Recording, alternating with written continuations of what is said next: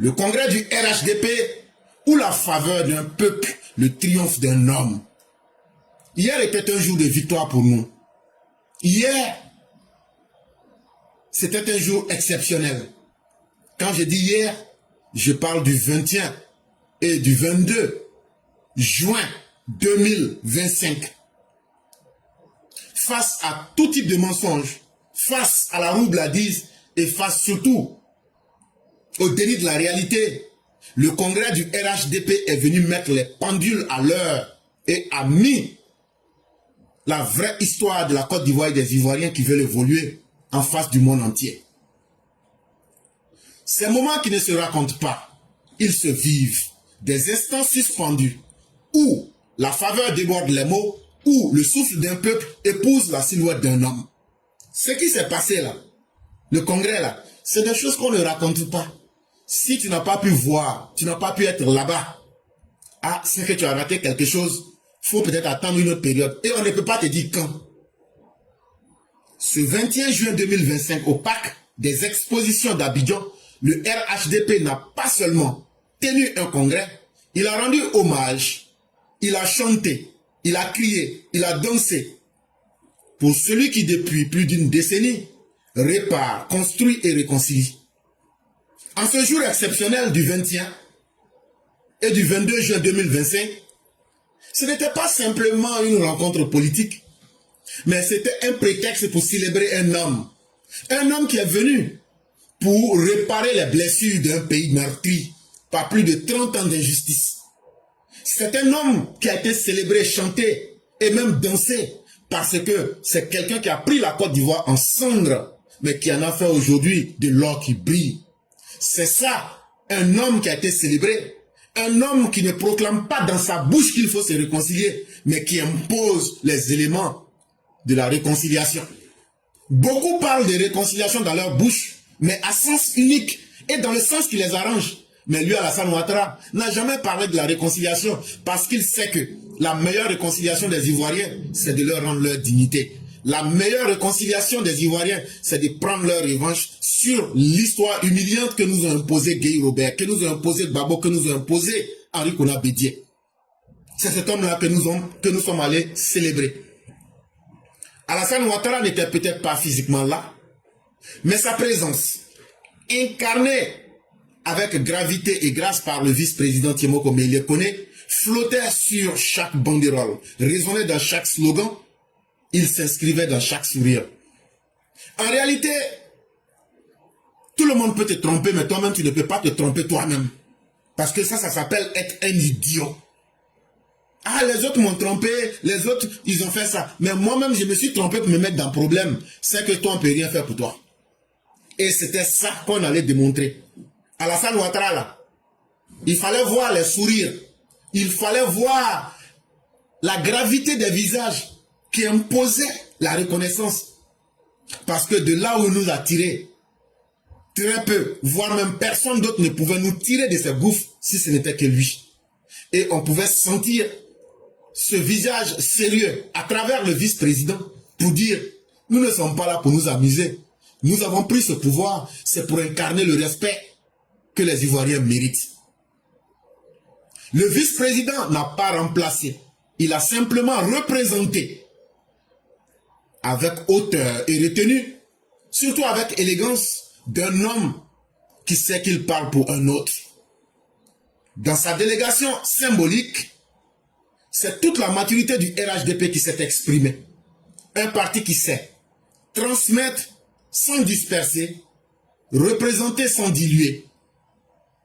Et donc il fallait voir le vice-président, que vous comprenez que le RDR-RHDP est un parti qui est dans la symphonie.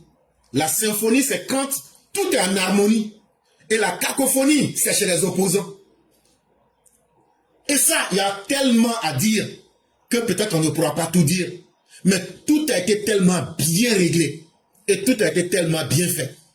Avoir le vice-président qui parlait avec élégance. Il dit, je suis venu, mais ne voyez pas moi-même. Voyez celui qui est derrière moi là, celui qui m'a envoyé là, c'est lui qui est plus grand que moi. Est-ce que c'est pas ce que ce qui est dit dans le Deutéronome 14. Celui qui viendra, le Paraclet, le Saint-Esprit, il ne parlera pas de lui-même parce qu'il va incarner la grandeur de Dieu. Il n'aura pas à parler de lui-même, mais surtout il sera un illettré. Un illettré n'est pas un insensé. Un illettré n'est pas un idiot. Un illettré n'est pas quelqu'un qui est bête. C'est quelqu'un qui ne sait simplement pas lire et écrire. Mais cela ne lui enlève en rien son intelligence. Et donc, Meïlé était hier celui qui allait pour proclamer le Paraclet. Pour dire, ah, c'est que vous n'avez pas vu le 21 là. Vous allez voir ça le 22. Donc là, je ne peux pas porter ce rôle-là, mais je viens avec élégance, avec charme. Je viens pour vous annoncer qu'il arrive, que le 22 là, ah, ça ne sera pas un amusement. Est-ce que c'est moi, je dois vous parler du 22 au stade Mbipé d'Alassane Ouattara? La popularité du docteur président Ouattara n'est pas un calcul d'état-major politique, ni une fabrication d'appareils partisans. Il est populaire au sens noble. Elle est celle qui jaillit des villages du Bafing, des ruelles d'Abobo, des sables de San Pedro. Elle est cet attachement profond, viscéral pour un homme qui a fait de la stabilité une réalité et le progrès une habitude. Alassane Ouattara, là, on n'a pas besoin d'aller dans des états-majors pour faire du mensonge politique, pour montrer qu'il est populaire. On n'a pas besoin de payer des sondages pour montrer qu'il est populaire. On n'a pas besoin d'être partisan d'Alassane Ouattara. La vérité a tellement choqué le monde que les opposants même disent, mais finalement, eux-mêmes ils étaient plus intéressés par le congrès du RHDP que les militants même du RHDP. Ils disent, mais pourquoi Alassane Ouattara n'a pas parlé comme eux voulaient? On dit, non, non, non, chez nous, RDR, RHDP, là, on est tellement bien organisé. Contrairement à ce que les journaux disent, que ça sera le 18, le 7 août que le président va annoncer sa candidature, je mets quiconque au défi. Le président Alassane Ouattara ne pourra jamais annoncer sa candidature le 7 août 2025. Mais quand les gens parlent, c'est parce qu'ils sont perdus qu'ils parlent. Mais nous autres qui ne sommes pas perdus, qui acceptons la réalité de dire les choses, Alassane Ouattara, le 7 août là, c'est pas pour lui. Le 7 août là, c'est la date de l'indépendance des Ivoiriens. Ce n'est pas la date d'une proclamation politique. Ce n'est pas la date d'une proclamation des calculs d'un état-major. Parce que Alassane Ouattara, c'est notre candidat là. C'est le calcul de notre état-major politique. Il ne peut pas remplacer une fête nationale en venant annoncer sa candidature. C'est une grosse erreur. Je sais que c'est d'Afrique intelligent, vous avez vu tout ça là, et puis les autres ont repris. Mais moi, je vous dis la vérité qui va se passer. Est-ce qu'il n'a pas dit que dans quelques jours, il va annoncer sa candidature? Soit il le fait dans quelques jours, ou bien s'il ne le fait pas dans quelques jours, aux habitudes du RHDP, pour annoncer la candidature de notre candidat là, on fait ça lors d'une convention. Au RHDP, c'est comme ça. C'est pourquoi, en août 2020, il a annoncé, pour être plus précis, le 22 août 2020, c'est dans une convention qu'il a annoncé sa candidature. C'est comme ça que ça se passe chez nous. Chez nous, là, tout est bien organisé. Chez nous, c'est pas le foutoir. Ce ne sont pas les militants qui peuvent s'imposer à Alassane Ouattara. Un vrai chef, là, il écoute certes ses partisans, mais c'est lui qui prend les décisions. Et comme c'est Alassane Ouattara qui doit prendre les décisions, il ne se laisse pas aller dans les sentiments. Il prend des décisions qui sont basées sur la réalité. Nous tous, on aurait voulu qu'ils disent oui hier. Mais il dit calmez-vous, je vous ai compris. Et ça sera ce que vous voulez. Mais ça sera en fonction de la méthode qu'il faut. Et c'est l'occasion de saluer toutes ces personnes qui se sont déplacées. Du Bafing, en passant par Abobo, en passant par San Pedro, toute la Côte d'Ivoire profonde est venue démontrer et a mis à la face du monde que nous sommes attachés à Alassane Ouattara parce que c'est lui qui incarne aujourd'hui la stabilité. C'est lui qui incarne aujourd'hui la réalité. Et le progrès qu'on pensait qu'on n'allait plus avoir, le développement là, depuis 15 ans, il a fait de ce progrès-là une habitude dans nos vies. Le progrès est devenu aujourd'hui quelque chose que les Ivoiriens disent, ah bon, c'est un acquis. Ce n'est pas facile. Hein? C'est parce qu'on a un homme qui est fort et grand qu'on pense que c'est facile. De cette même manière-là, notre opposition maléfique, là, les gens pensent que c'est une opposition qui ne vaut rien. Mais ils sont très forts dans le mal. Mais c'est parce qu'ils ont trouvé quelqu'un qui est très fort pour le contrecarrer qu'on a l'impression qu'il ne valent rien. Donc ne les sous-estimez pas et ne soyez pas tendres avec eux. Parce que quand le peuple, il t'aime là, le peuple là, il ne sait pas tricher. Quand le peuple t'aime là, le peuple ne sait pas mentir. En cela, ce progrès a pris le contre-pied des discours amers de l'opposition. Pendant que certains accusent Alassane Ouattara, lui, il rassemble. Pendant que certains agitent la peur, Alassane Ouattara incarne la constance. Bon, regardez aujourd'hui, le peuple là, lui, sait que c'est lui qui est le maillon faible. Mais quand des politiciens viennent pour dire au peuple, votre pays va brûler, on va brûler votre pays, on va aller s'associer pour venir brûler le pays. Lui, Alassane Ouattara dit, moi, je vais tout mettre en place pour rassembler. Je vais incarner la constance et la stabilité. Mais c'est totalement normal. Quelqu'un qui dit, frère, il faut te calmer, je vais protéger ta famille et tes parents. Mais je vais aller derrière cette personne. Pourquoi je vais me mentir à moi-même? Et c'est là qu'on découvre que le peuple, il n'aime pas par erreur. Le peuple aime quand il sait que lui-même aussi a son avantage. Et quand il y a ton avantage dans quelque chose là, tu ne peux pas te mentir à toi-même en trichant. C'est ce qui a fait cette mobilisation. Une maîtrise, un message. Et les trois piliers du succès du docteur président Alassane Ouattara, avec les trois dimensions majeures de ce premier congrès, de ce deuxième congrès, tout était en face de tout le monde. Ça veut dire, quels que soient les mots qu'on va utiliser, quelle que soit la manière qu'on va utiliser, chacun vit ce qu'on a vécu comme quelque chose que lui-même seul peut s'expliquer à lui-même. D'abord, la mobilisation politique, spectaculaire, fluide, maîtrisée, des dizaines de milliers de militants venus de toutes les régions, convoyés avec une organisation millimétrée, des cas bien identifiés, des accueils coordonnés. Le plan même de circulation dans tout Abidjan a été changé. C'est du jamais vu. Et d'aucuns sont allés jusqu'à dire que ce sont les moyens même de l'État qui ont été mis en place. Et j'ai répondu pour leur dire, je mets quiconque au défi d'apporter un document pour dire voilà ce qui a été dépensé et que l'argent est sorti des fonds de l'État. Mais moi-même, j'étais dans une commission. Je sais comment on a travaillé. Et je sais, l'argent là, ce sont les différents cadres qui disent, chacun s'est volontairement donné la capacité de faire sortir quelque chose de ses poches. Et ça a été bien. L'encadrement était impeccable. Le RHDP a démontré qu'il ne gouverne pas seulement avec les institutions, mais qu'il sait aussi gouverner les cœurs et les foules. Les 46 lois du pouvoir de Robert Greene, vous comprendrez qu'il faut posséder les cœurs et les esprits.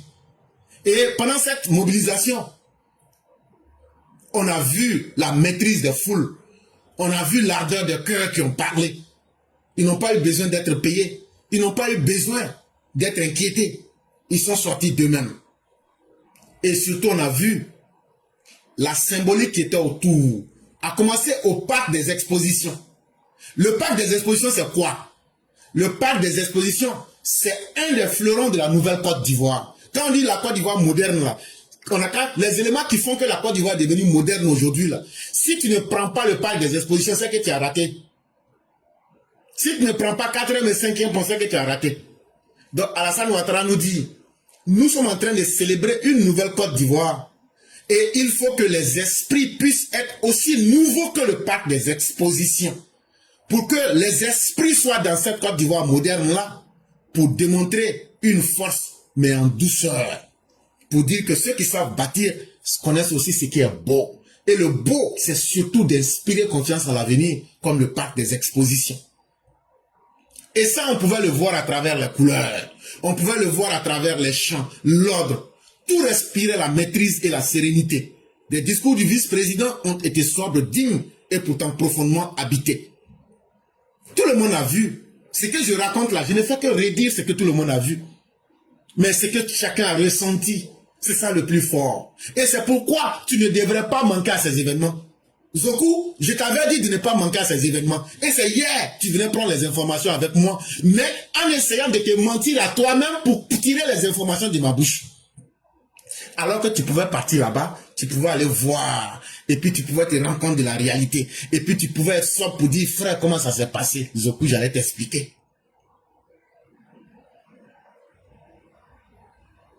Un homme debout au nom d'un autre. Et derrière lui, un pays entier. Pourquoi Alassane Ouattara a envoyé Kone Meïlé le représenter le 20e? La symbolique voudrait que vous reteniez ceci. Même si moi, Alassane Ouattara, aujourd'hui, je dois tomber, il y a au moins une demi-douzaine. C'est la symbolique qu'il a lancée aux politiciens de l'opposition. Pour dire, vous ne me voyez pas physiquement, mais que je sois présent ou pas, il y a des gens qui sont debout en mon nom. Il y a des gens qui sont derrière moi. Et le 22, il allait démontrer ça au palais pour dire, la Côte d'Ivoire même est derrière moi. Les cœurs et les esprits sont avec moi. Mais j'ai encore une autre force, c'est l'impact économique. C'est que je sais faire des économies là. Ce n'est pas seulement la politique que je suis venu faire, mais je suis venu pour imposer une réalité tangible, une réalité qui a un impact dans la vie des Ivoiriens. J'ai changé l'économie de la Côte d'Ivoire. J'ai été le seul qui a pu augmenter les salaires. Je suis le seul qui peut offrir les filets sociaux. Je suis le seul qui apporte du concret aux Ivoiriens. Donc je ne suis pas que dans l'émotion, je ne suis pas que dans la stratégie politique, mais je suis dans le congrès. Dans le concret, je voulais dire, s'il vous plaît. Et ce congrès, tout naturellement, a eu des retombées économiques, mais surtout affectives, parce que ça a mobilisé tous les militants. Et pendant très longtemps, tout le monde va retenir ce qui s'est passé. Des centaines de chauffeurs, grâce à Alassane Ouattara, des centaines de chauffeurs ont assuré les transports des militants venus de tout le pays. Et ils se sont frottés les mains. Ça veut dire, même simple congrès là, tout le monde s'est frotté les mains. À commencer par ceux qui sont des restaurateurs, qui étaient débordés. On dit, Dieu a apporté mon placard, il y a trop de personnes, il y a pas, il y a les clients. Tout le monde a gagné pour lui. Que tu sois chauffeur, que tu sois restaurateur, que tu sois client, que tu sois vendeur ambulant, que tu sois vulgarisateur, tout le monde a gagné pour lui. Ah, si tous les jours pouvaient être comme ça là, tout le monde allait gagner d'elle. Et c'est ça. Mais quand les autres organisent leur congrès là, ils s'en vont voler manioc dans le champ des gens. Quand ils ont organisé leur congrès là, ils sont allés voler, c'était à côté d'un champ de manioc, ils sont allés voler les maniocs du pauvre planteur. Le peuple de mécréants. Mais c'est leur problème, eux n'ont pas peur du péché. Les chapiteaux ont été installés à un rythme effréné, preuve d'une logistique bien huilée. Des équipes de sécurité ont quadrillé le site avec rigueur et surtout une main-d'œuvre jeune, temporaire mais engagée, a prêté main forte en tant que guide et agent de coordination. Une jeunesse sollicitée, encadrée et responsabilisée. Chers jeunes de la Côte d'Ivoire, et toutes ces personnes qui ont participé, est-ce que ce n'était pas beau? Est-ce que ce n'était pas une expérience? Et c'est ça. Ce n'était pas un événement politique ordinaire. C'était une bulle d'activité. C'était une célébration citoyenne. C'était un moment de joie et d'effervescence économique. Et là, ce que je dis là, allez demander aux vendeurs ambulants, allez demander aux restaurateurs si ils n'ont pas senti un renouveau économique pendant ces 2 jours. Parce que le peuple a répondu par amour. Ce n'était pas une obligation que les Ivoiriens viennent. On ne pouvait pas aller tirer les gens pour les faire sortir des maisons. Mais on a voulu tester l'amour du peuple pour Alassane Ouattara. Et cela est venu effacer tous les mensonges qui ont été racontés. J'ai fait sondage, je suis premier, Alassane est 3e, Gbagbo est... Ça, on dit, voilà la réalité en face de vous. Quand les foules sont sorties, c'est que les promesses ont été atteintes. Et le leader qui ne parle pas beaucoup, qui n'est pas un bavard, mais qui est un constructeur, est devenu aujourd'hui la boussole. Il est devenu aujourd'hui le repère. Qui n'aimerait pas ressembler à Alassane Ouattara? Mais de vous à moi, qui aimerait ressembler à Gbagbo? Même ceux qui le supportent là, eux ne veulent pas ressembler à Gbagbo. C'est semblant. Mais aujourd'hui, au fond, Alassane Ouattara a réussi tout dans sa vie, au point qu'il est devenu aujourd'hui un modèle. Et quand tu es le modèle là, c'est toi que tout le monde suit.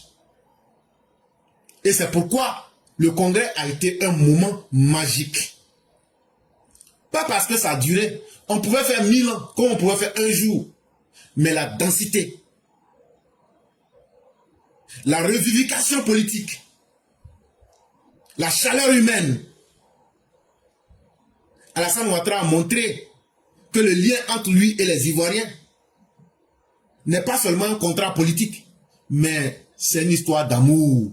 C'est une histoire d'amour pour le travail qui a été fait pour nous. Là où il n'y avait pas de goudron, il y a goudron aujourd'hui. Même si je ne t'aime pas, je vais aimer le goudron. Mais c'est surtout ça aussi qui nous force à une fidélité. Qui n'a pas été gagnée par les slogans, qui n'a pas été gagnée par le mensonge, qui n'a pas été gagnée dans le tribalisme. Mais cette fidélité à Alassane Ouattara a été obtenue grâce au travail qu'il a fait. On l'a jugé sur le travail qu'il a fait pour les Ivoiriens, c'est-à-dire le bien qu'il a apporté dans la vie de chacun des Ivoiriens. Mais les gens vont me dire, ah c'est un congrès et puis après il y a quoi? Ok, c'est un congrès, c'est vrai. Mais c'est un message qu'on a voulu livrer au monde entier.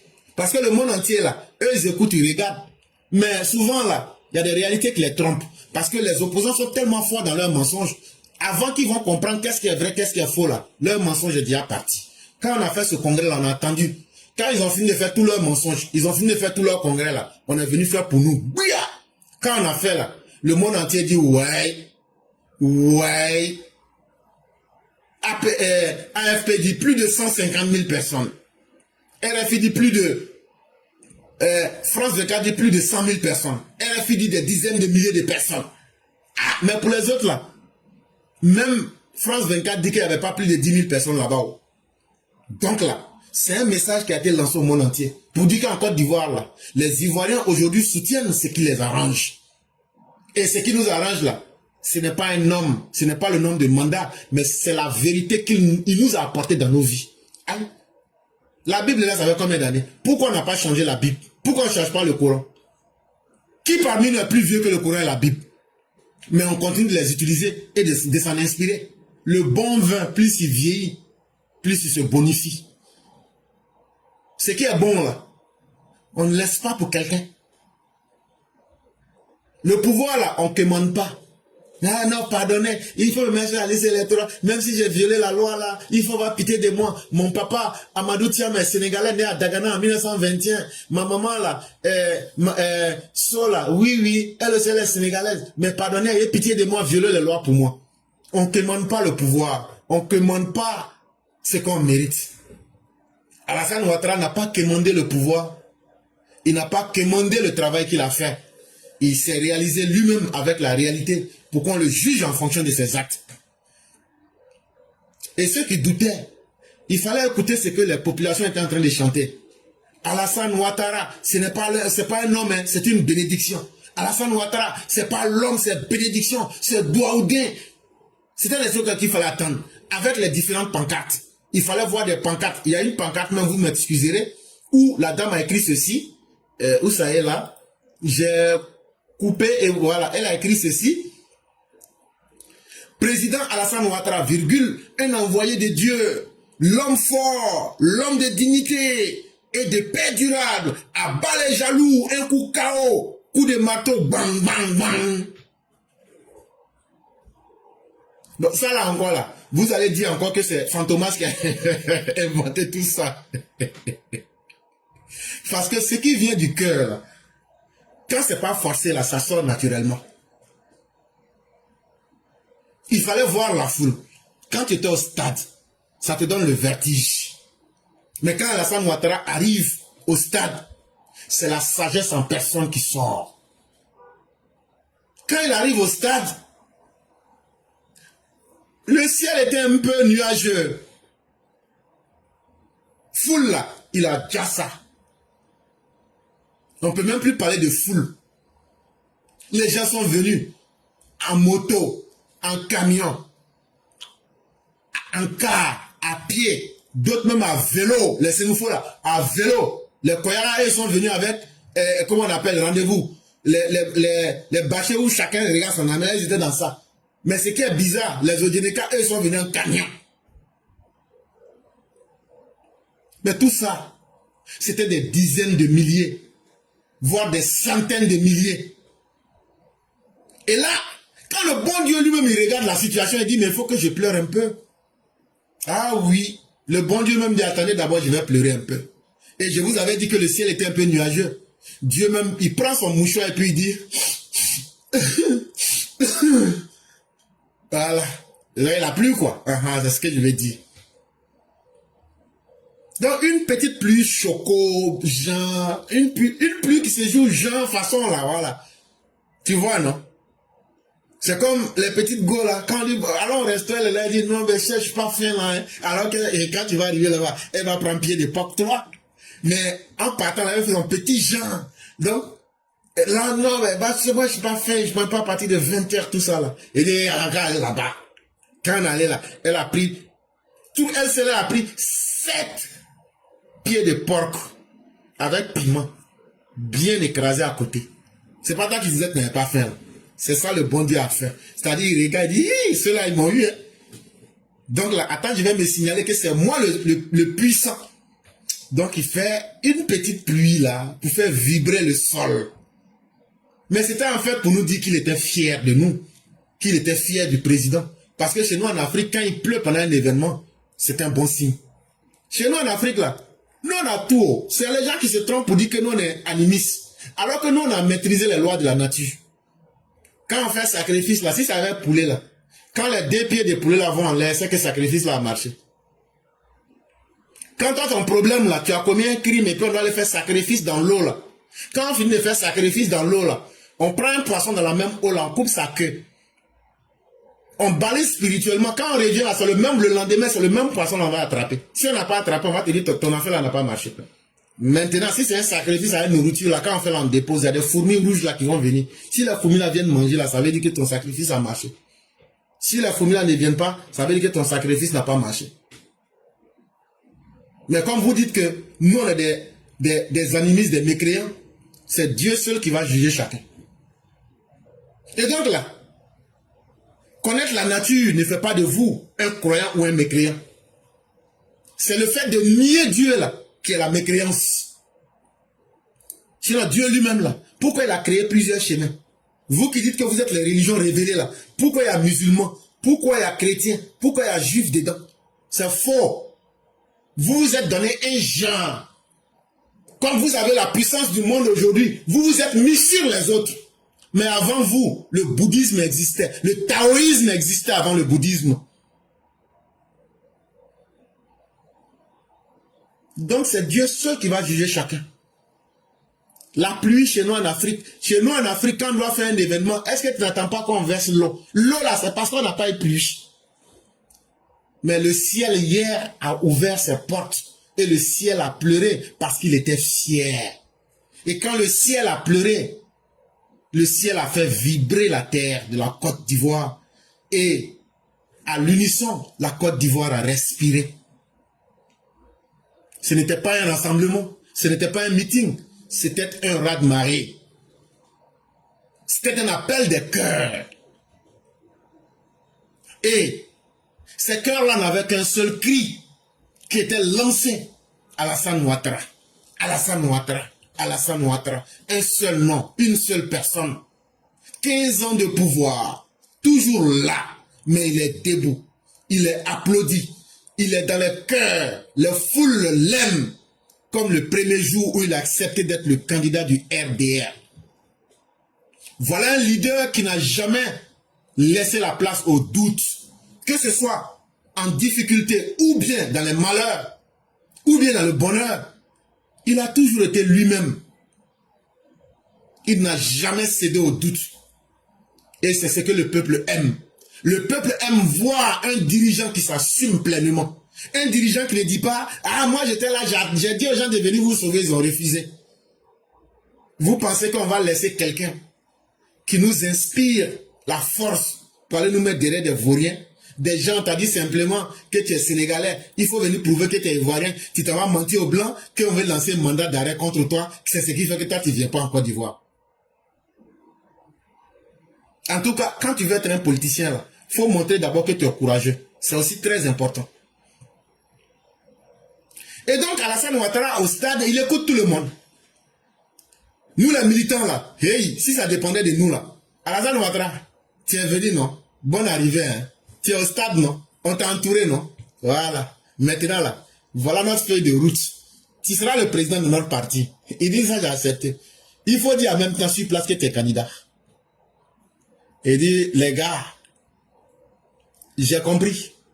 Je vous fais la promesse que je ne vais pas vous trahir.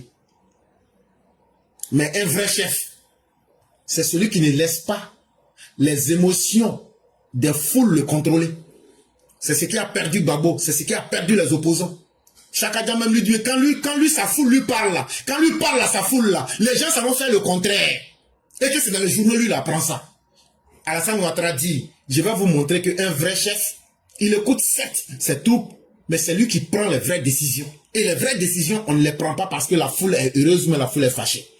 Donc, je vais vous faire une magie. Je vais vous mesmériser. C'est ce que les gens de Moïse utilisaient, le mesmérisme.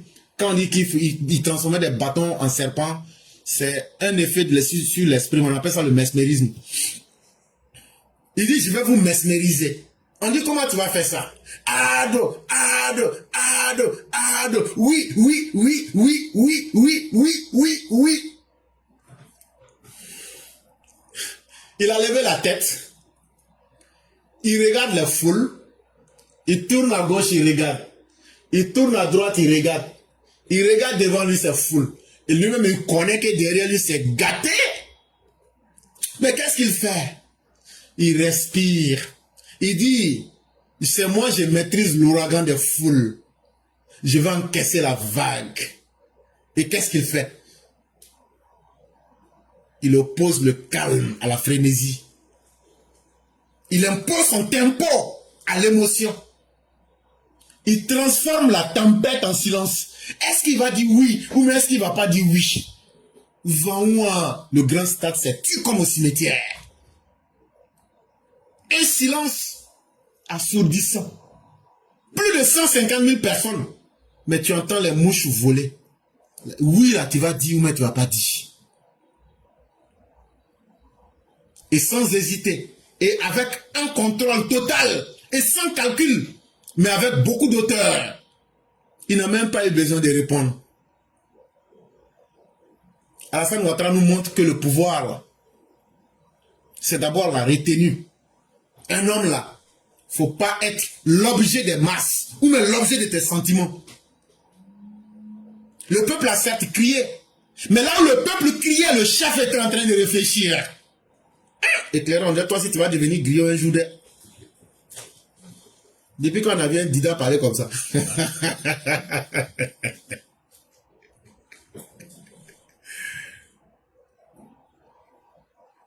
En réalité, là où le peuple, comme à Rome, on mettait des animaux et on faisait battre les gens, où le peuple était dans l'extase,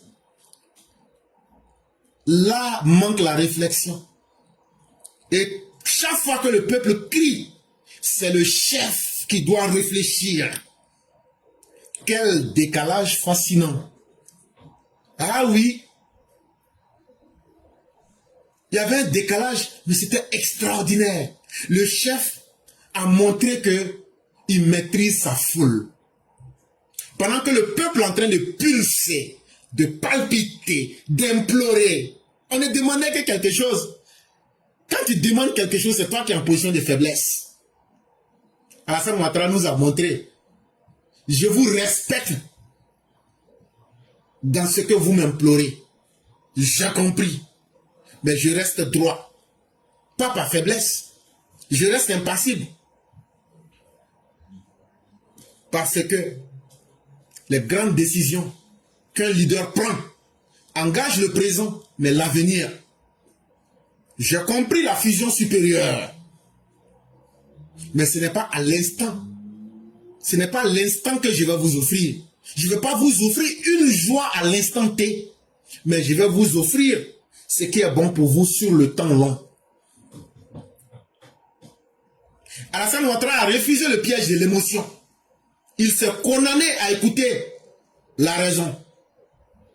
Là où tout le monde hurlait, oui, oui, oui, oui, oui, lui pensait. Ça veut dire, il faut avoir de la force.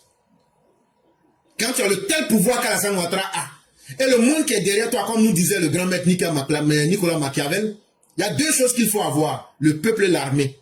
Quand tu as ça derrière toi, ça peut te faire monter la tête et être capable de se souvenir de ce qu'on est, des souffrances qu'il a subies, et avec lui des milliers d'anonymes. Alassane Ouattara dit, je ne peux pas vous trahir en tombant dans les émotions. La plus grande force que j'ai, c'est d'être ce leader charismatique froid en apparence, mais avec une lucidité qui brille comme l'étoile polaire. Le pouvoir ne se réclame pas, le pouvoir se mérite. Et si je suis là aujourd'hui et que vous avez confiance en moi, ce sont mes actes qui méritent que vous me fassiez confiance. Et faites-moi confiance. En ce moment, les choses étaient un peu floues. Et même, je dirais, surréalistes. Un peu au-delà de la réalité. Ça ressemblait un peu au décor de la mythologie. Tout était parfait. Le chef a toute sa puissance. Le peuple est derrière lui. Et tout ce dont il a besoin, c'est d'accepter de se faire traîner par la foule là. Et comme ça, il y avait même des pancartes avec des incantations. Alassane Ouattara, il sabari. Il sabari. Ça, c'est le Djoula là. Faut pas dire non. Ne nous abandonne pas. Tu es notre seul espoir. Tu es vraiment le brave tiers. Non, tu es trop fort. Tout ça, c'était bien.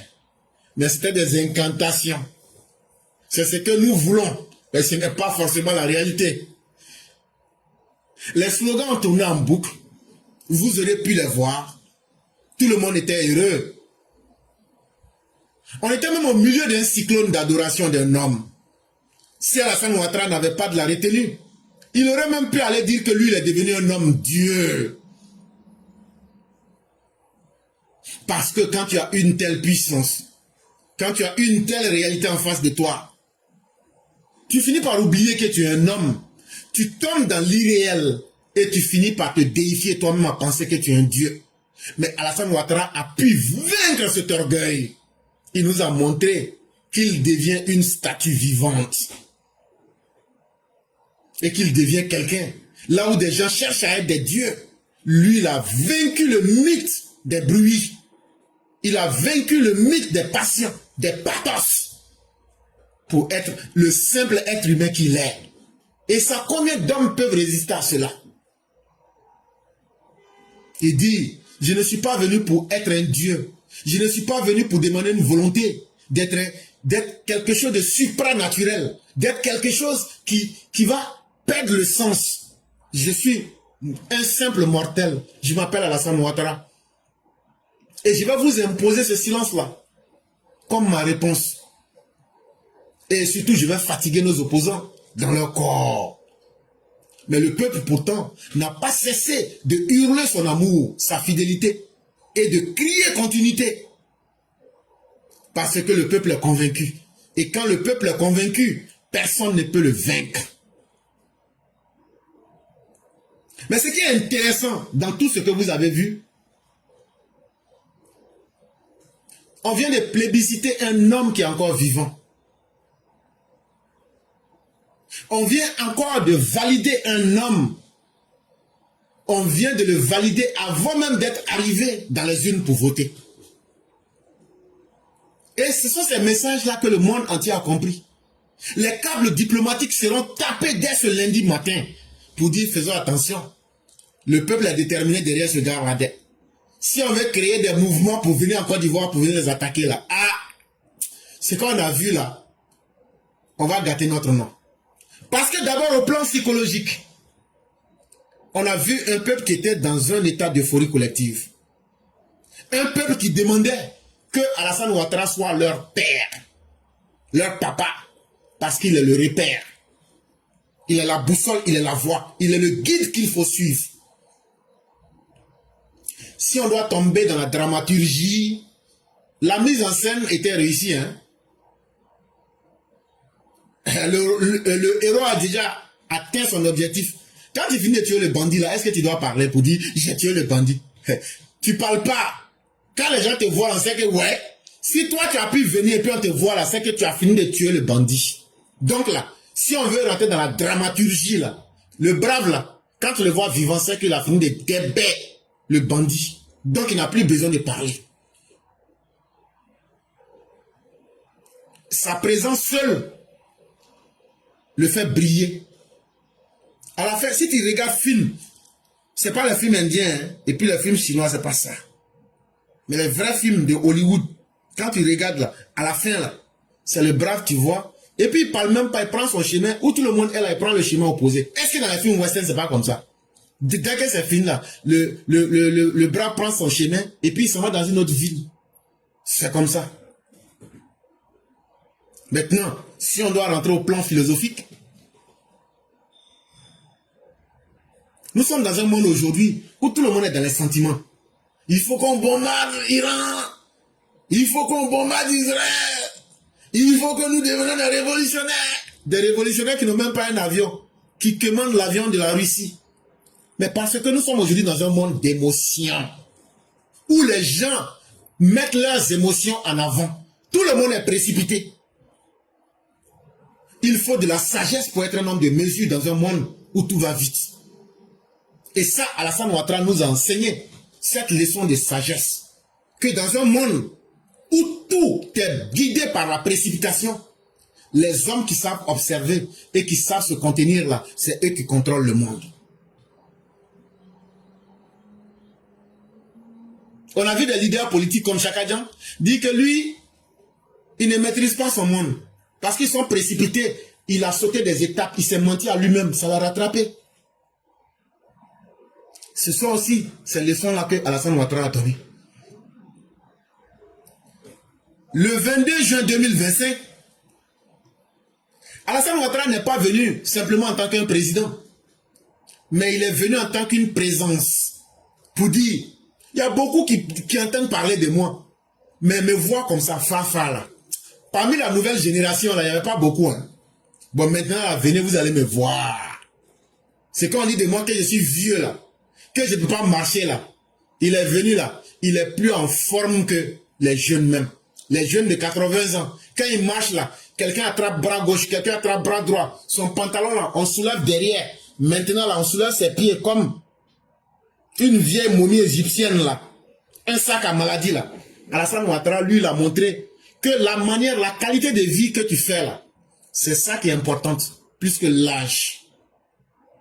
Vous les enfants à qui on voulait mentir, que Alassane Ouattara est le vestige le plus ancien au monde. Ça veut dire la chose la plus vieille au monde là. Il dit maintenant, venez, vous allez me voir fa. Et puis maintenant là, vous-même là, allez pour dire aux gens, si je peux ou même si je ne peux pas là, vous-même là, vous avez vu. Donc, je n'étais pas venu en tant que président, je suis venu en tant qu'une présence. Quand beaucoup parmi vous ne m'ont jamais vu, aujourd'hui vous m'avez vu. Les gens disent que je suis vieux, que je suis tellement vieux même que je suis plus vieux que le soleil. Maintenant, vous m'avez vu. Maintenant, ceux qui sont jeunes là, et puis qui ont 80 ans là, ou bien qui ont 62 ans là, eux ils sont comment? Il y a un là même, lui s'appelle Chaka Dian, lui il est jeune, mais quand il parle dans son nez. On va prendre les perforeuses là pour creuser dans son nez pour qu'il puisse bien parler. Donc, la boussole était devant le vertige de la foule. Et ça, la foule va se poser des questions. On n'a certes pas eu de réponse à nos questions, mais on a été mis en face d'un énigme. Et pourquoi? Parce que le chef est quelqu'un qui sait prendre les décisions au moment qu'il faut. Et c'est ça la qualité d'un chef. À partir du moment où la foule arrive à prévoir ce que le chef doit faire, le chef n'est plus un chef. Mais est-ce que pour autant c'est un refus? Non. Ce n'est pas un refus. C'est un oui poli. C'est une promesse qui a été suspendue en l'air. C'est une intelligence du moment. Les grands dirigeants de ce monde-là, même quand ils vont au palais là, la disposition des choses, la manière de faire là, ils donnent des leçons. Alassane est en train de nous montrer, le président, qu'un grand homme doit laisser des moments forts dans l'histoire de son peuple. Et ça, c'est la réponse de l'intelligence du moment. Quand le peuple veut accélérer les choses, lui choisit la gravitation universelle pour dire que chaque chose va à son temps. On ne peut pas empêcher la Terre de tourner. Mais, faut pas accélérer la gravitation. Faut laisser les choses aller au bon moment. On va tout mettre en place. C'est comme ça qu'on a commencé. Et c'est comme ça qu'on va terminer. Souvenez-vous du jour où on a dit à Alassane Ouattara, nous on va descendre dans les rues. Le président nous dit, si c'est moi votre président, personne ne descendra. Mais nous qui sommes les survivants là, aujourd'hui là, quand on serait descendu, beaucoup seraient canardés parmi nous. Mais on est resté vivants et on continue de mener ce combat là. Et aujourd'hui, nous devenons quelque part des éléments de l'histoire pour ceux qui sont nés après. Et on raconte aujourd'hui l'histoire. Et on dit, allez vérifier. Mais et si on était mort? Si on était mort dans les rues là, est-ce qu'on allait pouvoir être capable de faire ce travail là aujourd'hui? Donc, on ne va pas plus vite que la vitesse de l'univers.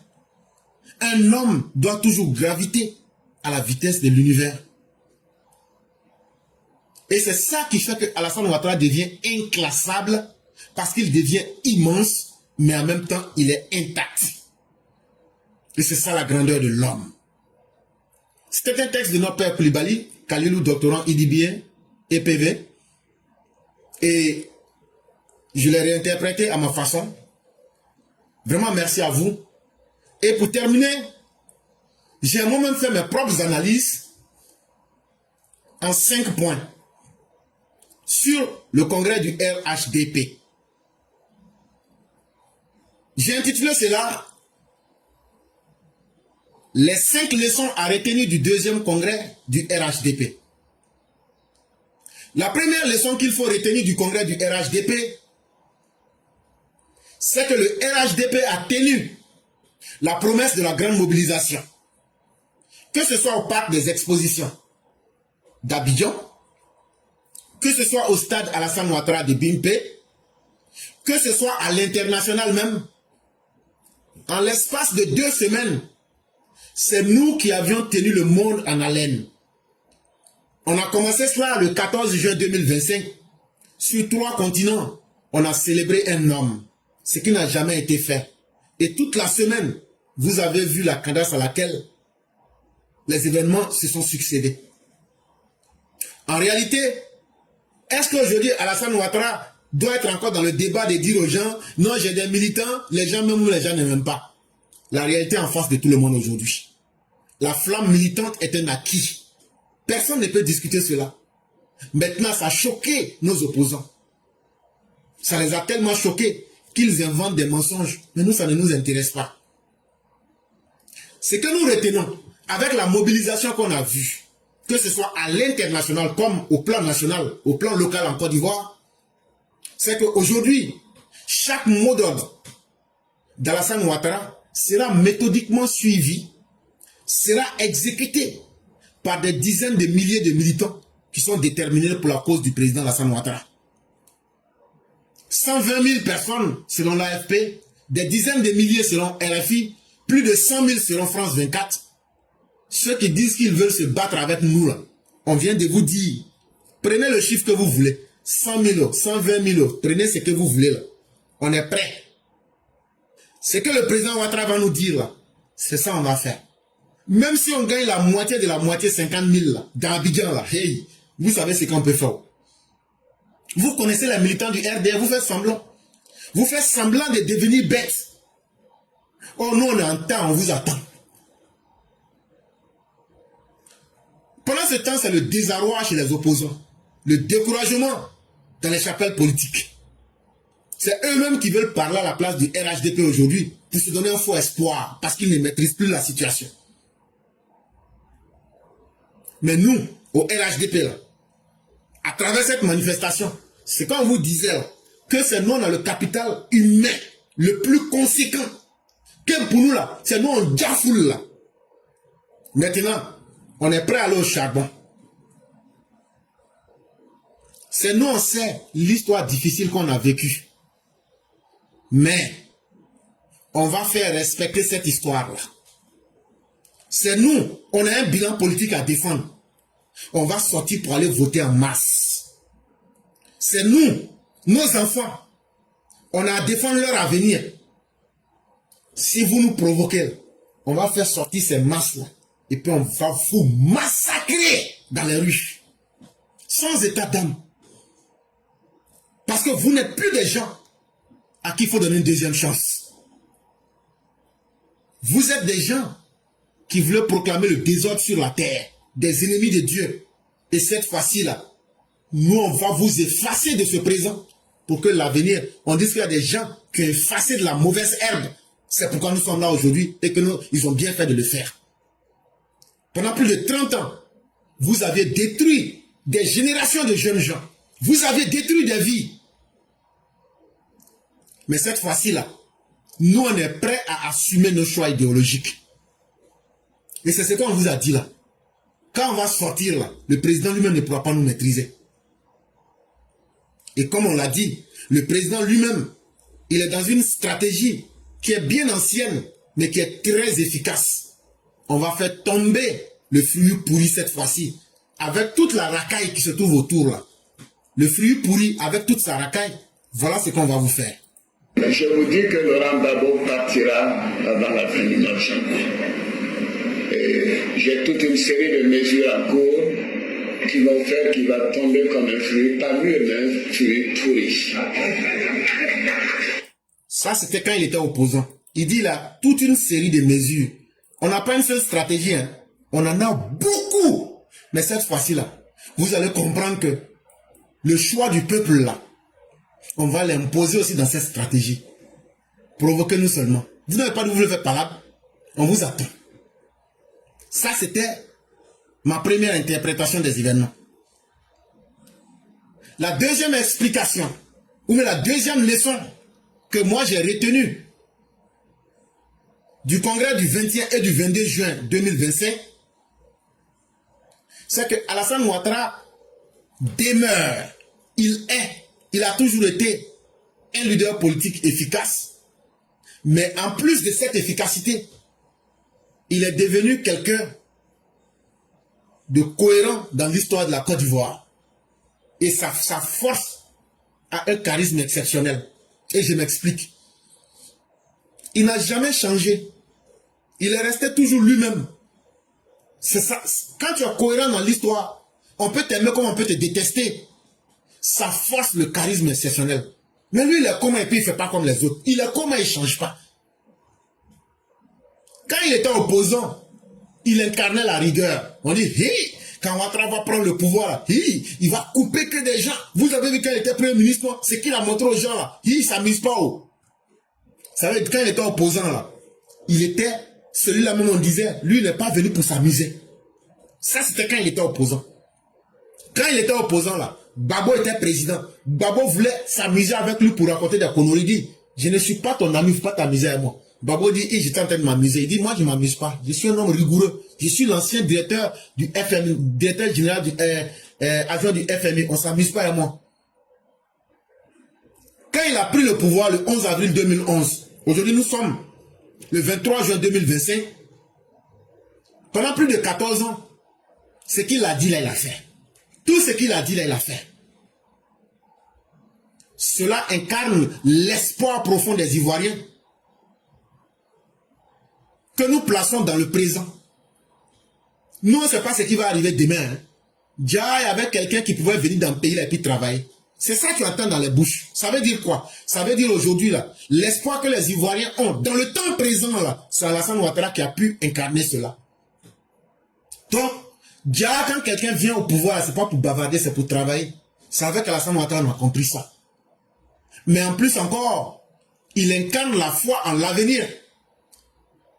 Dans un monde ou dans une sous-région ouest africaine où tout est incertain, c'est les États-Unis qui bombardent l'Iran. Vous connaissez de tout ce qui se passe. On n'a même plus besoin de dire ça à quelqu'un.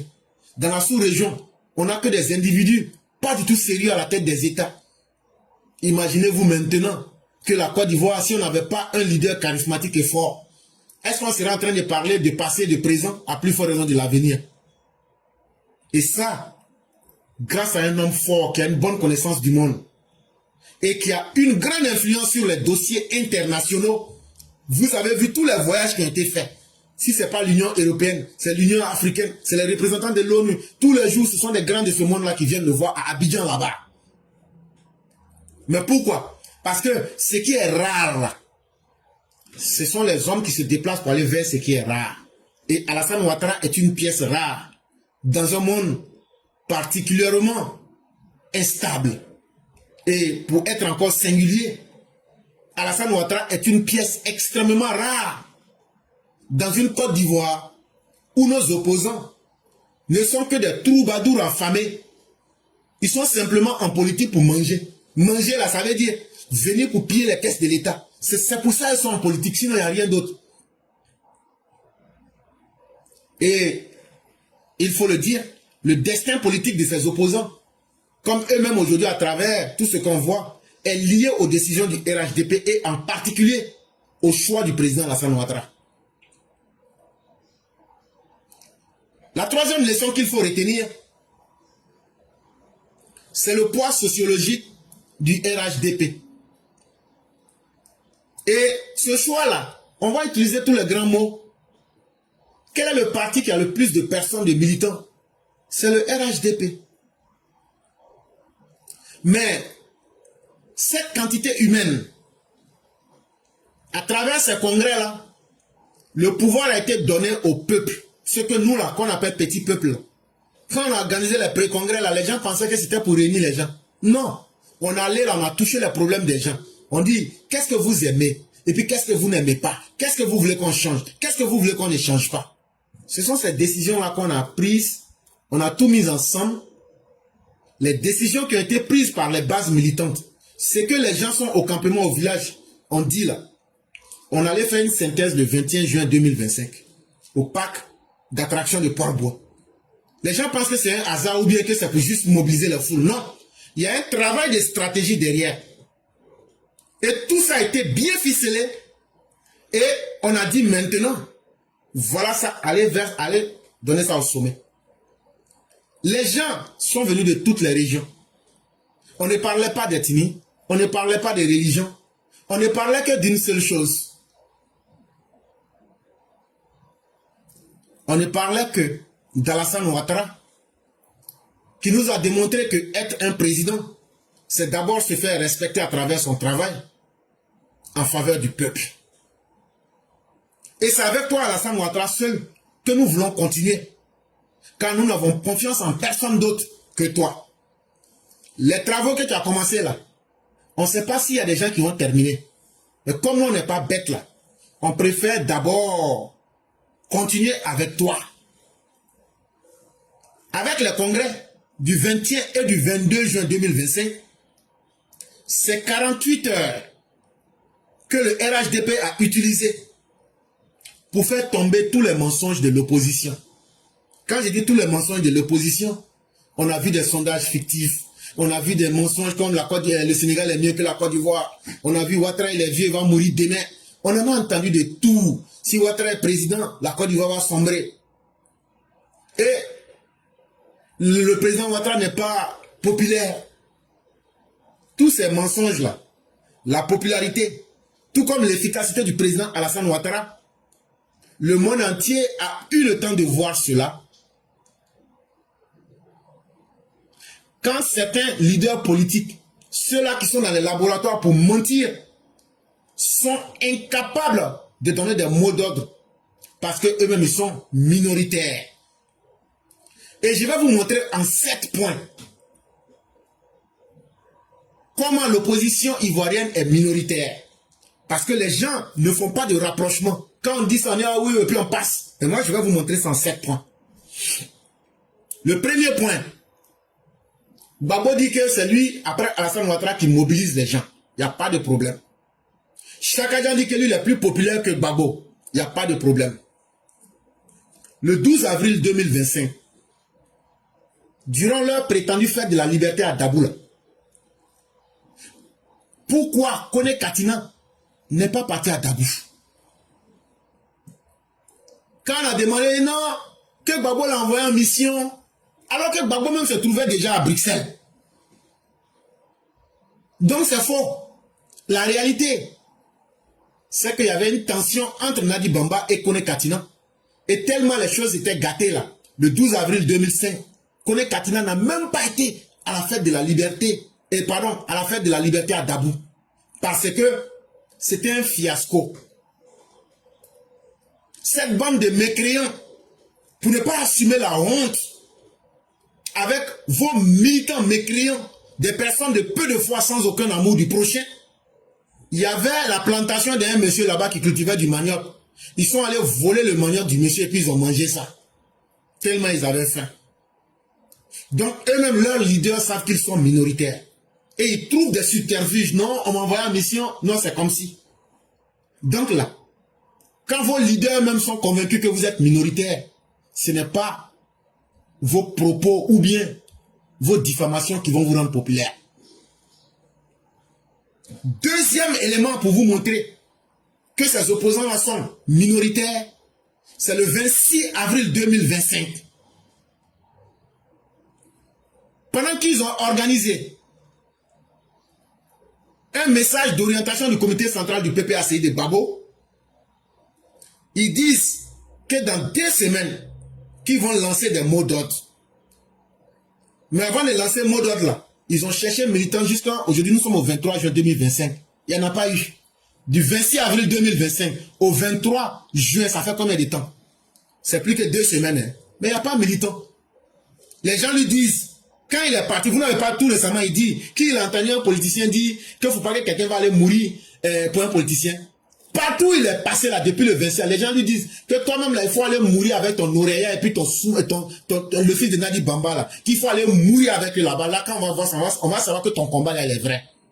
Il est frustré, il dit maintenant qu'il y a des politiciens qui ont gâté son travail, il voulait manipuler les enfants des gens, il n'a pas pu. Depuis le 26 avril 2025, il ne gagne pas quelqu'un pour faire ça. Or, il s'était donné un temps de 2 semaines. Non seulement il s'est discrédité, mais la réalité est venue lui montrer qu'il n'y a personne derrière lui. Ça fait 2. Troisième élément qui prouve que cette opposition est minoritaire dans tous les sens.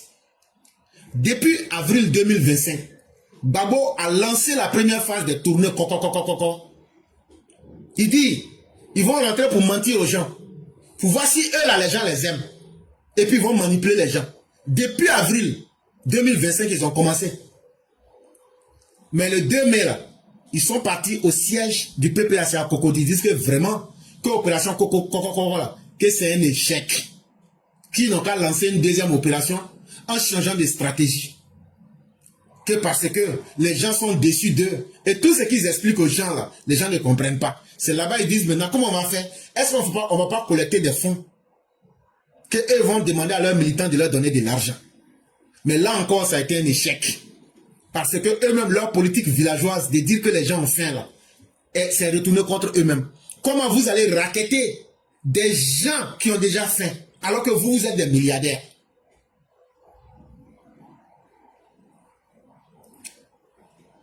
Le 4e élément qui prouve que les opposants sont minoritaires, c'est le samedi 31 mai 2025. Ils réunissent 28 partis politiques à la place Figaro. Quand la représentante de RFI dit que c'est 10 000 personnes ils ont réuni là, ils s'énervent, ça les fait mal. Pourquoi elle a dit ça? Pourquoi elle a dit la vérité? Elle devrait les laisser comme ça. Mais si vous êtes populaire, 28 partis, c'est 10 000 personnes que vous avez réunies. Ça veut dire chaque parti a été incapable d'envoyer même 179 personnes. Donc eux-mêmes, ils ont montré leur minorité à la face du monde. Mais le 14 juin 2025, à la même place Figaro, Adama Bictogo utilise le nom du docteur président Ouattara. Il remplit la place Figaro comme un œuf. Le 5e élément qui prouve que ses opposants sont minoritaires, c'est le 7 juin 2025 à Port-Bouet. Laurent Gbagbo, dans ses séances de diarrhée verbale, se réunit devant une populace et on ne compte même pas plus de 1500 personnes. Moins de 1500 personnes. Quelle honte! Et finalement, il sera obligé de se mettre dans une séance de comédie improvisée. Ouais, je vais me battre. Ouais, je viens. Comme un vieux fou. Tellement il était désorienté. Tellement ça l'a fait mal. Les gens étaient venus le regarder et les gens riaient. On dit c'est le vieux fou là. La prison l'a rendu toc. Il parle, il dit les choses pour faire rire les gens. C'est tout ce que les gens ont retenu. Après là, rien s'est passé. C'est pas encore fini. La 6e raison qui prouve que ces opposants parlent mais sont dans le vide, c'est le 12 juin 2025. Gbagbo écrit une lettre aux Ivoiriens. Il dit tous ces balivernes. Comme quoi, une fois qu'il faisait ça, les gens allaient réagir. Est-ce que vous avez entendu que quelqu'un a réagi? Il n'intéresse personne. Et pour terminer, la 5e raison, Laurent Gbagbo est venu confirmer, soit c'est lui qui a menti et c'est Chaka Dian qui a raison, ou bien c'est les deux qui ont menti. Vous vous souvenez, Chaka Dian a dit que lui il était plus populaire que Gbagbo. Quand il a dit ça, ça veut dire que Gbagbo est minoritaire. Donc, Chaka Dian, si lui est populaire que Gbagbo, ça veut dire que Gbagbo est minoritaire par rapport à Chaka Dian. Et ce que Chaka Dian a dit là, ça s'est confirmé le 19 juin 2025. Comment? Face à ces échecs répétés que je viens de vous dire, je vous ai cité 6 points.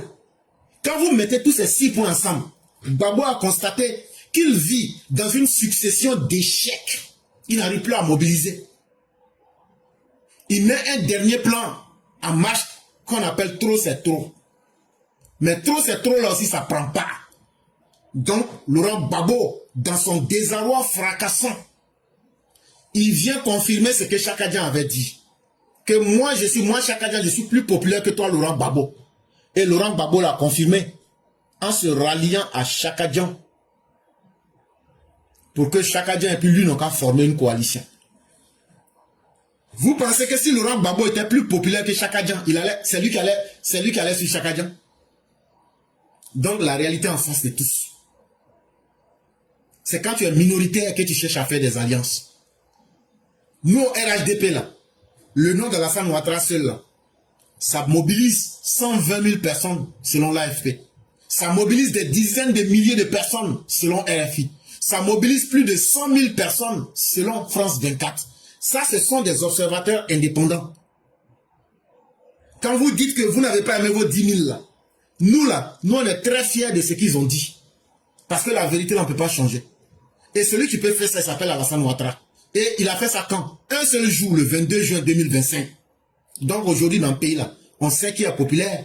On sait qui est minoritaire dans le pays là. Le 4e point qu'il faut retenir du congrès de RHDP, c'est concernant la candidature du président Alassane Ouattara. Que de spéculations. Les opposants même sont tellement intéressés que c'est eux-mêmes qui veulent montrer comment le RHDP fonctionne aux militants. Mais voici ce que le président a dit. Et toute personne qui sait réfléchir et écouter là, quand vous finissez d'écouter là, si c'est oui ou même si c'est non, vous allez écouter. Concernant la candidature à l'élection présidentielle, je suis le président de tous les Ivoiriens. Je veux donc dire que je vous ai entendu, je vous ai compris et je vous remercie de la confiance. Je prendrai dans les jours qui viennent, après mûre réflexion, une décision. Ça là, quand tu as entendu là, le président Ouattara dit que les gens qui sont en train de dire il faut être président là, que je vous ai entendu, ça veut dire le son est rentré dans mon oreille. Mais j'ai bien, quand tu as compris un message, ça veut dire est-ce que tu as bien analysé le message? C'est ça on dit que tu as compris le message. Il dit j'ai bien analysé, je vous remercie de la confiance. Il dit donc, vous me faites toujours confiance, vous les Ivoiriens. C'est ce que j'avais dit le 9 février devant le corps diplomatique. Que si vous les Ivoiriens, vous me faites confiance, je vais suivre ce que vous m'avez demandé. Donc c'est oui. Il dit donc, il va dans les jours à venir, il n'a pas dit dans les mois, il n'a pas dit dans les semaines. Il va encore réfléchir et puis il va donner une décision. Et là, pour tout bon observateur, il serait difficile que le président Alassane Ouattara fasse faux bond à ses militants.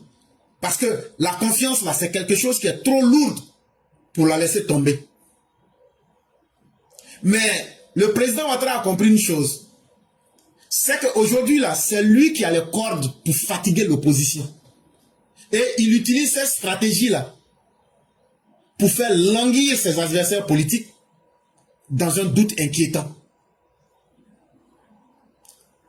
Et c'est pourquoi vous avez vu les réactions épidermiques de nos opposants à travers leurs différents énervements. Plus le président Ouattara retarde, plus il donne un faux espoir aux opposants qui peut-être s'attendent à un dialogue politique ou bien à un renversement spectaculaire de la situation. Mais à la vérité, entre ce qu'eux veulent et puis ce que le président Ouattara a dit hier, que des gens ont mis leur confiance en moi, est-ce qu'il va trahir la confiance de ceux en qui il a confiance et de ceux qui ont confiance en lui pour faire plaisir à des opposants? Là encore, je dis non. Il va plutôt faire plaisir à ceux qui ont placé leur confiance en lui et à ces mêmes personnes en qui lui a confiance. Il faut savoir simplement lire entre les lignes pour dire la vérité aux gens. Et vos faux espoirs, là, ça ne va pas se réaliser. Mais le jour qu'il va dire qu'il est candidat, qu'est-ce qui va se passer? Tous vos faux espoirs vont s'effondrer. Pourquoi tous vos faux espoirs vont s'effondrer? Parce que vous les entendez. On a éliminé Gbagbo. Quand je dis éliminer Gbagbo, ça veut dire que Gbagbo s'est fait lui-même disqualifier de la liste de la CEI, tout comme Chakadjan, par leurs mauvaises actions. Cela ne vous a pas fait mal. Mais c'est quand Alassane Ouattara dit qu'il sera candidat, vous promettez que vous allez verser l'enfer sur la Côte d'Ivoire. Frère, c'est un acte de lâcheté. Si vous étiez courageux au fort là, c'est quand vos leaders ont été radiés là, c'est là que vous devrez être énervé. Parce que rien ne peut empêcher Alassane Ouattara d'être candidat. Mais quand il sera candidat là, ce qui vous fait peur là, c'est que vous-même dans vos plans B là, mais vous-même là, vous n'êtes rien, il vous a battu vous tous. Donc c'est pas vos plans B. C'est cette peur là qui fait que vous voulez, vous souhaitez qu'il ne soit pas candidat. Parce que s'il n'était pas candidat, ça vous donne encore un espoir de dire, comme Ouattara n'est pas candidat, on va choisir d'autres nouvelles personnes et puis maintenant on va essayer avec ça. Mais Ouattara, s'il est candidat là, ça met à nu tous vos échecs. Et ça va réveiller vos plus gros cauchemars d'opposants. Parce que quand on fait une analyse approfondie, Ouattara a battu tous les leaders charismatiques de son époque. Et son travail et son historique et ce qu'il vient de démontrer avec ses militants font qu'il n'y a pas quelqu'un qui peut être devant lui. Et donc, vous voulez cacher votre peur et vous voulez cacher vos ambitions malsaines en disant non, quatrième mandat. C'est loin d'un quatrième mandat. C'est parce que vous aviez peur d'affronter Alassane Ouattara dans une élection. Vos leaders même qui crient, ils ont peur. Même, c'est pas ça de quatrième mandat, vous les militants RHDP là. Même si Alassane Ouattara dit bon, j'accepte Gbagbo avec Chakadjan là.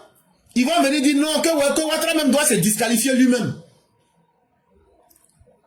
Ils sont dans un jeu. Ils n'ont pas envie de faire élection où il y a Ouattara dedans. Voilà leur problème. Quand j'explique comme ça, là, tout le monde comprend. Ça les fait mal.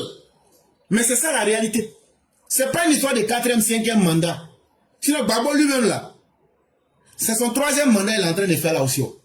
Il a fait deux mandats déjà. Du 26 octobre 2000 à octobre 2005. D'octobre 2005 à octobre 2010. Donc c'est quel mandat il est en train de faire? C'est 3e mandat. Donc c'est que toi-même tu n'as pas respecté là. Tu ne peux pas demander à quelqu'un d'autre de respecter ça. De deux, Alassane Ouattara a battu Gbagbo ici. Tout le monde a vu. Alassane Ouattara a battu en 2010 Bédié. Tout le monde a vu. Or, qui peut être plus populaire dans vos différents partis plus que Gbagbo dans le PPAC? Qui peut être plus populaire que Bédié dans le PDC? Donc, il n'a plus rien à prouver à ce niveau. Maintenant, votre souhait là, vous pensez que vous êtes trop malin, vous allez crier 4e mandat, pour éliminer Ouattara. Et en même temps, vous dites que c'est Ouattara qui doit écrire votre nom sur la liste électorale. Bon, supposons que Ouattara mette votre nom sur la liste électorale. Mais ce sera encore vous qui dites que Ouattara ne doit pas être candidat. Mais où est la logique? C'est-à-dire vous vous donnez tous les droits et vous retirez tous les droits aux autres. Mais tout ce schéma-là, c'est que ça cache là. Vous n'avez pas et vous n'êtes pas capable de compétir avec le président Ouattara dans une élection. Donc si ce n'est pas vous-même là, ce ne serait pas vos repères. Et c'est ça qui vous fatigue. Et c'est ça qui fait que Alassane Ouattara est devenu, depuis qu'il était opposant jusqu'à aujourd'hui, il demeure votre plus gros cauchemar. Et il est conscient de cela. Il sait. Et c'est pourquoi il vous fait souffrir. Il vous maintient dans un statu quo pour vous pousser à la faute. Parce qu'il sait que vous êtes un groupement d'idiots. Il veut vous pousser à une faute. C'est vous qui criez chaque fois que vous allez déstabiliser le pays, non? C'est vous qui nous faites des menaces. Vous êtes prêts? Vous avez infiltré le pays? On va faire ceci. Justement, c'est pourquoi il est en train de retarder. Si vous êtes vraiment fâché là, maîtrisez et prenez votre destin en main. Venez faire un coup d'état pour m'enlever. Là, comme ça, on ne va plus parler de 4e et 3e mandat. Si vous êtes vraiment fâché et que vous êtes fort et que tout ce que vous dites pour vous mentir à vous-même là, que vous avez infiltré le pays là, faites coup d'état mais faites rébellion. Il est en train de vous pousser à cette faute là. Mais est-ce qu'il faut en réalité s'inquiéter des propos irresponsables de nos opposants? Le président Ouattara a répondu hier. Le 22 juin 2025, il a répondu. Le 25 octobre, nous irons défendre notre bilan dans les urnes. L'élection sera démocratique et transparente. Tout se passera bien. La sécurité des Ivoiriens sera assurée. Ça là, en français simple, il dit, vous avez parlé, vous avez crié, un vrai garçon qui est prêt là, il fait ce qu'il doit faire. Moi j'ai dit, jusqu'au 25 octobre 2025, moi Alassane Ouattara là, élection à ça là, on va faire. Élection ça là, c'est dans une, on va aller régler, ça c'est un. De deux, l'élection là, pour qu'une élection soit démocratique, c'est pas les désirs des opposants farfelus qui comptent. C'est la crédibilité des actions qu'on pose pour aller aux élections là, qui vont rendre ces élections démocratiques et transparentes, et le monde entier va juger. Mais il dit pour les Ivoiriens qui s'inquiètent là, il dit tout se passera bien, point. Tout se passera bien, point. Donc toi qui es là, tu t'inquiètes, oh, élection, c'est pas... Hey, Alassane Ouattara dit que tout se passera bien. Si les gens provoquent la Côte d'Ivoire, on va leur faire ça bien propre. Mais comme c'est des lâches qui ne s'assument pas, ils vont rester dans leur lâcheté, ils vont toujours continuer à gueuler, à hurler comme des chiots. Mais le chien aboie, la caravane passe. Et la sécurité des Ivoiriens sera assurée. Personne ne va s'amuser avec la sécurité des Ivoiriens. Surtout qu'on a les moyens de l'État. On a le peuple et l'armée derrière nous. Quand Alassane Ouattara dit, Alassane Ouattara fait. Faites-moi confiance. Vous m'avez demandé de ne pas vous abandonner. Alassane Ouattara, il continue son discours. Il dit, vous, au stade ici là, 22 juin 2025, il dit, faites-moi confiance. Vous le peuple, ce que vous demandez là, non seulement je vais vous donner ça, vous m'avez demandé de ne pas vous abandonner. Après tant de batailles, il dit, depuis l'époque du RDR jusqu'à aujourd'hui, je ressens la force et la sincérité de vos appels. Donc je sens aujourd'hui que ce que vous me dites là, c'est sincère. Et moi-même là, ce que vous me demandez de faire là, ça me donne la force. J'ai confiance en vous. Et vous avez confiance en moi. Faites-moi confiance. Vous m'avez demandé de ne pas vous abandonner. Oui, je vous ai entendu. Ceux qui pensent que je suis en train de faire une relecture par sorcellerie, après vous reprenez ce que j'ai dit et vous dites tu as menti. Il dit oui, vous qui êtes assis dans le stade de Bimpé là, je vous ai entendu. J'ai écouté avec attention la résolution de ma reconduction. Il dit pour que je devienne président du RHDP là. Il dit ce qui s'est passé le 21 là, les résolutions que les gens ils ont fait la synthèse et puis m'ont apporté là. Ah, c'est moi la seule force qui peut stabiliser le parti. Parce que toutes les synthèses avaient pour dire que ah où on est aujourd'hui là. Si c'est pas toi là pour stabiliser le parti là, il n'y en a pas. Et donc je vais vous donner la réponse sur place. J'accepte de demeurer le président du RHDP. Je l'accepte pour consolider la stabilité de notre parti. et préparer l'avenir. Je resterai président du RHDP tant que vous le souhaitez. Quelqu'un qui veut préparer l'avenir là-haut, est-ce que l'avenir c'est le présent? L'avenir c'est les temps à venir. Faites-moi confiance. Je reste avec vous pour préparer l'avenir. Et tant que vous aviez demandé que je sois le président du RHDP, je vais vous respecter. Si j'ai pu vous respecter en vous disant que j'accepte d'être le président du RHDP, faites-moi confiance. Vous m'avez demandé de ne pas vous abandonner. Je ne vais pas vous abandonner aussi. Donc, de quoi est-ce que les gens veulent nous parler? Si vous avez des carences en analyse, des cours qu'on donnait en seconde, que vous n'avez pas pu le faire, c'est que votre argent et l'argent de votre papa, vous avez gaspillé. Mais nous autres qui sommes allés à l'école là, j'ai fini de faire mes analyses. S'il y a un seul qui est garçon, qu'il reprenne les mêmes textes, et puis il n'a qu'à démontrer que ce que j'ai dit est faux.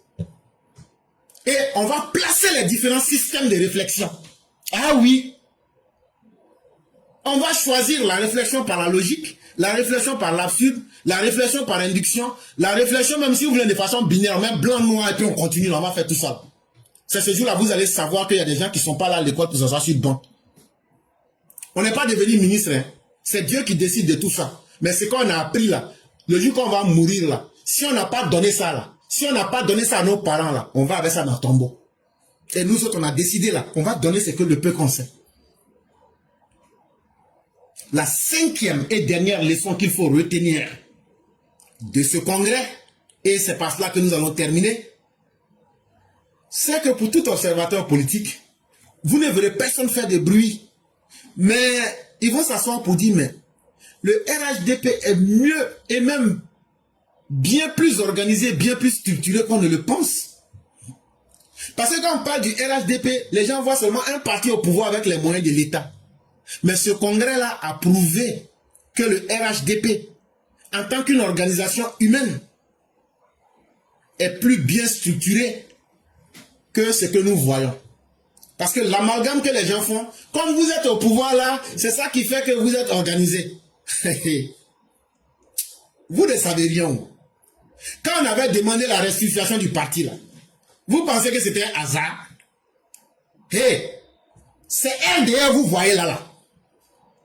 Tout ce que vous êtes en train de dire là, RHDP là, c'est l'organisation pure et dure du RDR. Ça veut dire c'est quoi on était là? On est redevenu ça. Donc là, changer de nom tout là, c'est RDR, hein? C'est la nomenclature du RDR. Et ça veut dire quoi? Ça veut dire que l'amusement est terminé. Ça veut dire que nous avons nos forces qui sont intactes et nous sommes prêts. Et pour bien comprendre cette organisation,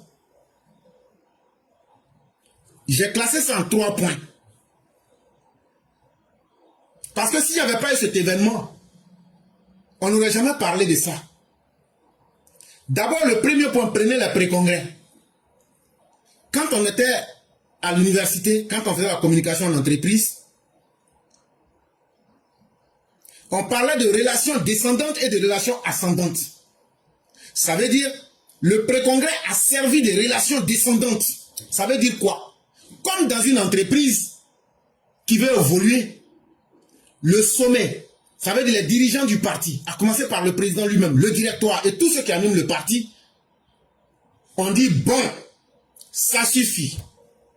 Allez vers les militants, allez vers le pays profond, allez dans les comités de base. Demandez à chacun ce qui est bon pour eux-mêmes, ce qui est bon pour la Côte d'Ivoire et ce qui est bon pour le RHDP. Ce n'est pas seulement un congrès qu'on a organisé, mais on a profité pour faire le bilan même de notre gestion.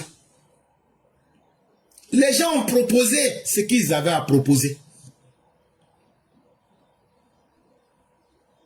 Et le message de ceux qui sont en bas là, le peuple là, c'est remonté directement au chef. Il y avait un comité qui était là, qui a fait la synthèse. Et ça démontre que le parti accorde un grand intérêt aux populations, aux pays profonds, aux militants. Et les militants l'ont vécu comme un respect. On s'est senti comme à l'époque du RDR. Ça nous a ramené dans le RDR. Le deuxième élément d'organisation, on a constaté ça le 21 juin 2025 au parc d'attraction de Port-Boué.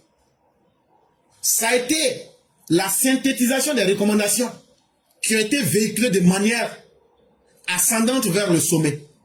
Là maintenant, parce qu'il y a sommet et puis il y a sommet, il y a le directoire, tous ceux qui ont été envoyés, les 7000 personnes, qui ont été envoyées pour faire le travail, parce que maintenant on peut dire certaines choses, qui se réunissent au parc d'attraction de Port-Boué, qui font la synthèse, sans faux fuyant, et qui disent, il faut faire remonter maintenant l'information. Nous qui étions les intermédiaires, on fait remonter l'information directement au grand chef. C'est ce qu'on appelle la communication ascendante. Après avoir synthétisé toutes les recommandations. Mais quelle est la conséquence de ce que je viens de dire? Très simple. Le sommet et la base sont au même niveau. On a le même tempo aujourd'hui. On a profité pour mobiliser nos militants. Le sommet et la base aujourd'hui pensent la même chose. On est sur la même longueur d'onde. Et ça va faciliter l'exécution des décisions que le sommet va prendre. Toutes les décisions que le sommet va prendre, là, nous, les populations du bas, là, on va exécuter ça en action concrète sur le terrain. Donc quand je vois des gens dire, on va faire palabre avec... Non, on est prêt. On est trop prêt, on vous attend maintenant. On va faire ça de façon très concrète. On va rendre ça en action directe, concrète sur le terrain. On vous attend. Et le troisième élément pour vous prouver que le RHDP est un parti extrêmement bien organisé, c'est finalement le 22 juin 2025. Le chef, parce que dans toute organisation, il y a le chef. Quand le chef vient vérifier les troupes, pour se rassurer de la quantité, de la qualité, mais surtout d'une denrée qu'on ne voit pas. La quantité et la qualité, là, on peut voir ça. Ça, c'est bien. Ouais, ça c'est bien. Ça, c'est la qualité. Ouais, ils sont beaucoup. Ça, c'est la quantité. Mais il y a quelque chose qu'on peut mesurer, mais qu'on ne voit pas, la détermination. Le chef est venu voir. Quand on dit oui. Il était venu là. Ça, là. L'instrument pour mesurer la détermination, là. C'est toi-même qui as ça. Le chef est venu pour mesurer les troupes. Est-ce qu'ils sont là? Oui, ils sont là. La quantité est là. Est-ce que la qualité est là? Ah! Yo, jusqu'à maintenant, il y a un mois donc. C'est que la qualité est là. Maintenant, est-ce que la détermination est là? Ah! Les militants même sont plus pressés que le président. On dit, c'est que tu vas aller faire dans le papier, il faut répondre oui en même temps. Donc la détermination est là. Le stade de Bimpe là, c'était simplement un prétexte. Parce que tout bon chef, avant d'aller à une compétition, il vérifie ses troupes. Et ça, il suffit de vous référer à Sun Tzu dans l'art de la guerre. La guerre est subordonnée à 5 facteurs. Le premier est la vertu. La vertu assure la cohésion entre supérieurs et inférieurs et incite ces derniers à accompagner leur chef dans la mort comme dans la vie, sans crainte du danger. C'est aujourd'hui dans cet état-là qu'on est. Chapitre 1. Un général se doit d'être rigoureux pour faire observer l'ordre. Et Alassane Ouattara nous a fait observer l'ordre, chapitre 11, en nous disant, c'est moi qui vous commande et les choses seront faites là où je vais vous mettre. À la guerre, le nombre n'est pas un facteur décisif et les hauts faits d'armes peuvent s'avérer néfastes. Pour le reste, il suffit de savoir concentrer ses forces, d'évaluer l'adversaire et se gagner le cœur des hommes. Chapitre 9. Ça là, je ne vais pas trop expliquer pour ne pas les rendre intelligents. Mais ceux qui ont compris, ceux qui ont entendu et compris mon message, vont comprendre de quoi je suis en train de parler. Donc en un mot, le général a fait la revue des troupes. Le général a compris que nous sommes prêts à mourir pour lui. Nous sommes tellement prêts à mourir qu'il y a 2 de nos militants qui sont morts dans un accident. Il y a 4 qui sont morts à la sortie du stade. Les gens peuvent interpréter comme ils veulent. Mais, si pour venir nous présenter au chef, nous avons accepté la mort, nous avons bravé la mort, et que ça c'était dans un événement de joie, alors là, chers adversaires, imaginez-vous le plaisir que nous aurons de mourir pour le chef le jour où vous allez nous dire que vous voulez qu'on se bagarre. Imaginez la détermination que nous aurons pour nous offrir à la mort quand nous et notre chef, nous serons menacés par les attaques que vous les opposants vous planifiez. Ne vous amusez pas. Ce que je vous dis là, je ne vous dis même pas encore je ne vous dis même pas les 1/20 de la réalité. Nous sommes encore bien plus organisés que vous ne pouviez l'imaginer. Et nous avons depuis 3 ans travaillé sur tous les scénarios possibles. Vous pouvez prendre ça comme menace, vous pouvez prendre ça comme avertissement, vous pouvez prendre ça comme vous voulez. Mais je vous dis ça. Depuis 3 ans, on a travaillé sur tous les scénarios possibles. Et le général maîtrise ses troupes. Et le général, c'est moi le chef. Je vous contrôle. Et je vous dirai oui durant une convention, comme je l'ai fait le 22 août 2020. J'étais simplement venu tester mon influence sur les troupes, juger de votre fidélité et de votre détermination. Dans les autres partis qui fonctionnent dans l'improvisation, avec des militants qui contrôlent leur leader, je suis l'homme le plus satisfait. Je suis l'homme le plus satisfait. Parce que la guerre est subordonnée à 5 facteurs. Et le premier facteur, c'est la vertu. Ma vertu est aujourd'hui une arme qui assure la cohésion entre nous, les dirigeants, et nous, les plus petits du parti. Et cela nous incite à accompagner le chef, même dans la mort comme dans la vie. Ce n'est plus le danger qui nous inquiète. Tout ce que nous demandons, comme tu l'as fait, c'est de te montrer toujours rigoureux pour faire observer l'ordre. Et tes ordres seront appliqués. À la vérité, ce n'est pas le nombre qui est le facteur qui détermine, ou même qui est le plus important. Mais c'est ce que nous pouvons poser en action qui est le plus important. Pour le reste, nous saurons comment concentrer nos forces. Nous sommes prêts parce que nous avons déjà évalué l'adversaire. Et tu as déjà gagné le cœur des hommes. Monsieur le Président, Docteur Général. Et c'est ici que prend fin tout ce que nous aurions pu dire sur le 2e congrès ordinaire du RHDP. RHDP, ce parti qui a, sur 255 députés, c'est le seul parti qui a 166 députés. Le PDC en a 64 et le PPAC en a 18. Donc on sait vraiment qui a peur dans le pays là. Voilà ce que nous aurions pu faire sur l'analyse du congrès ordinaire organisé en date du 21 et du 22 juin 2025 par le RHDP. Nous avons pu apporter notre petite contribution dans l'histoire et nous osons espérer que le monde se souviendra de nous en tant que des gens qui ont voulu simplement apporter un mieux-être et une certaine stabilité, mais dans le sens de la vérité. C'est ce que nous sommes et nous avons le meilleur des chefs, un chef digne, un chef homme de vertu. Merci à chacun, merci à chacune, merci pour le combat. On a terminé. Tous ceux qui veulent participer, c'était une édition spéciale en fait. C'est pourquoi vous avez vu, on n'a pas respecté l'ordre normal parce qu'il y avait trop de symboles à faire respecter. Il ne fallait pas qu'une voix d'homme soit présentée dans cette émission. C'est pourquoi l'hymne a été chanté par une femme. La première partie c'était une femme, la deuxième c'était encore, etc. C'était fait, il fallait respecter les symboles. Et donc, nous pensons avoir atteint les objectifs. Nous disons merci à tous ceux qui nous font confiance. La Côte d'Ivoire de la dignité est en marche.